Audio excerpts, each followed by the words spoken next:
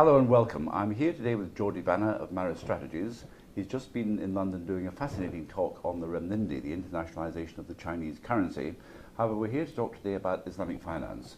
Joe is the author, amongst many other things, of the Banker's Annual Survey of Islamic Finance, which is one of the main guiding posts for our work in the area and for many others. Joe, what's happening in this exciting world? What are the key changes happening now? Well, I mean, for the seventh consecutive year, we've had double-digit growth in Islamic finance, over 20% growth. We see Islamic finance now maturing, moving from simply just growing for the sake of growing to now a focus on profitability. And what we're learning in Islamic finance right now is that it's easy to collect money, it's harder to actually turn a profit with it. So we see a lot of Islamic institutions now sort of focusing on cost control and how to maintain compliance with different regulatory structures and absorbing those costs in different ways. The other big trend that we see right now is a change in the marketing and branding of Islamic finance. We see banks either consciously or unconsciously dropping the word Islam, softening the word Sharia compliance into things like ethical banking. And so they're changing how they are marketing Islamic finance to the world. So they're looking beyond the Muslim population and saying, how can we engage more of the world in this type of alternative financial system? How very interesting. I heard someone from Morocco just 2 days ago talking about participative finance, which is the Moroccan word for Islamic finance.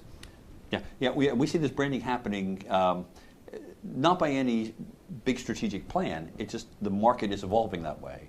People are looking at their markets and saying, okay, even in a completely Muslim country, we want to kind of brand it to engage young people in a new way, to look at middle-income people in a different way. So we see this as a part of the maturity of the market, how it's kind of changing now. Britain's planning finally, after many years of promising a sovereign sukuk coming, we believe, in the summer or the autumn when they can get the right buildings into it and so on. Is that as important as we've always thought it was, or is it a bit too late to be important? No, I think it's very important because it will create a certain level of confidence in the marketplace, and I think that will propel Islamic finance into the next level of growth and the next level of maturity as an industry itself. We need government participation in this to act as a stabilizer, creating financial bedrock, as we say. Yes, the government has been saying they were going to do this for quite a while. We can speculate whether it's going to happen or not. But I think this time around, since we're starting to see more governments start to engage in this, that Britain is going to take a leadership role in being the gateway to Islamic finance here across Europe, and even parts of North Africa and Eastern Europe as well. You and I met recently a team of very senior and very lovely Kazakhstanis talking about setting up Kazakh Almaty as an Islamic finance centre. We all know Malaysia's very strong position, but Bahrain's historically strong position, London's desire to be a leading global centre. Do you think Malaysia is pregnable? Yes. Well, in fact, what we see is that there's a lot of cities want to be the gateways. Not very many want to be the destination.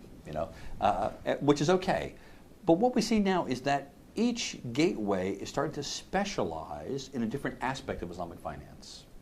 So we look at Bahrain for a good example. They're sort of specializing in setting the rules, setting the standards, creating regulatory frameworks that other countries can copy or emulate or use as a baseline. We see Malaysia sort of specializing in areas of trade finance and engaging SME markets and those kinds of things. So what we're seeing is that the specialization is occurring. I was in Mauritius recently, and what they want to do is they want to specialize in Islamic finance, being a place for you to register funds. Their funds register, that's going to be their niche type of thing. So we see this kind of developing this network of different value propositions that will support Islamic finance in different ways. So Mauritius is the sunnier version of Luxembourg? Exactly right, and I'm trying to figure out how I can spend more time there. Good plan. Well, Joe, thank you very much for coming in today. There's a link to Joe's website at the bottom of this video and also on the website, and we look forward to welcoming Joe at a much longer and a live event in London very soon. Thanks for having me. Thanks, Joe. Thanks.